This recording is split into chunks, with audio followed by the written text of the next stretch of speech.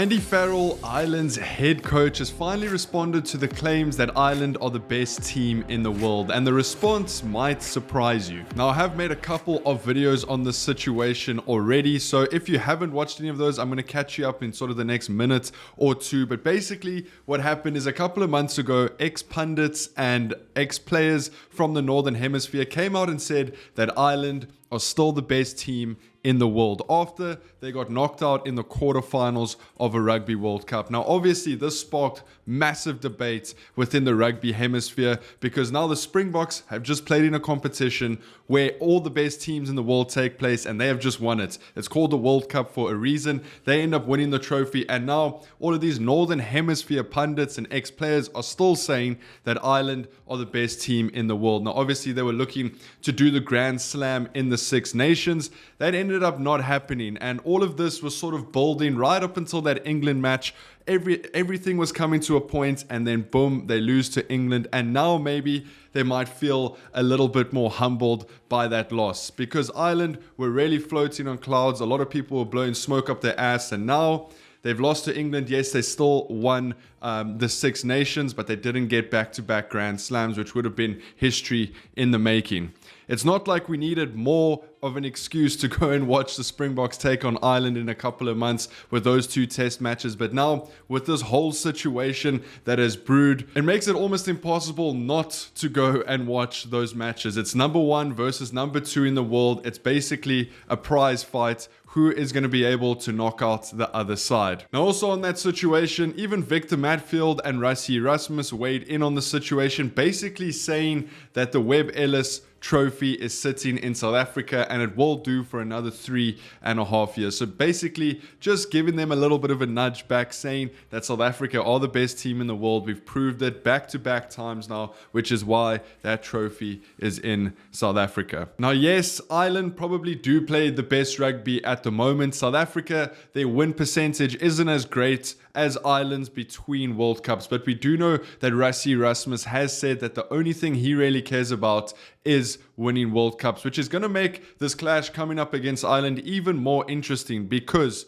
Rassie needs to start it's a new era that's going to start playing for South Africa now. So he needs to start a couple of young players and start giving them experience within the next 4 years. Ireland are a little bit of the same, maybe not as big of a problem that South Africa have. So it's going to be interesting to see what Rassie does for these test matches against Ireland. Does he put out not a weak side, but a young side and give them experience against one of the best teams in the world? Or does he try and make a statement? Are the Springboks really going to try and put Ireland under some massive pressure and send them home without a victory?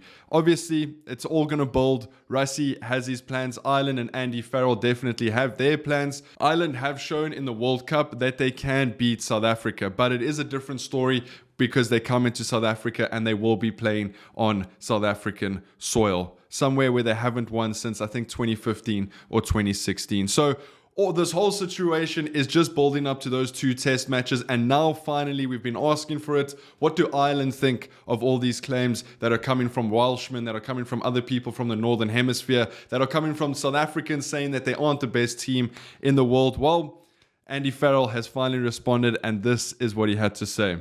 All you want is an opportunity to put yourself out there against the best, and South Africa are 100% the best.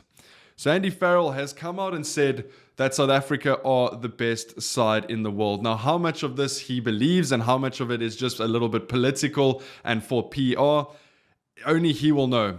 What my thinking is that Ireland do think they are the best team in the world. It's why their fans think it's why South African fans think that the Springboks are the best team in the world. Yes, they are technically the best in the world, ranked number one, but any good fan base is going to think that their nation is number one in the world. I'm wondering how much of this from Andy Farrell is just maybe playing mind games with Rassie Erasmus and the Springbok team. It's almost like if Ireland are thinking that we are better than them coming over here, maybe South Africa won't take them as seriously, and then maybe Ireland can sort of surprise South Africa. So it's always good to have that underdog mentality, which is why South Africa do so well in World Cups. It's because we have that underdog mentality. We don't think we're the best going in there. No one really favors us to be the best, and we end up winning it. So I do think this is some mind games from Andy Farrell. He's sort of putting Ireland in the underdog situation, saying, no, South Africa are better than us. We can't go over there and win 2 test matches. We can't go over there and win 1 test match. Yes, everyone is putting the pressure on Ireland, but immediately now that Andy Farrell has said, whoa, wait a minute. South Africa are better than us. They are ranked number 1. They are the world champions.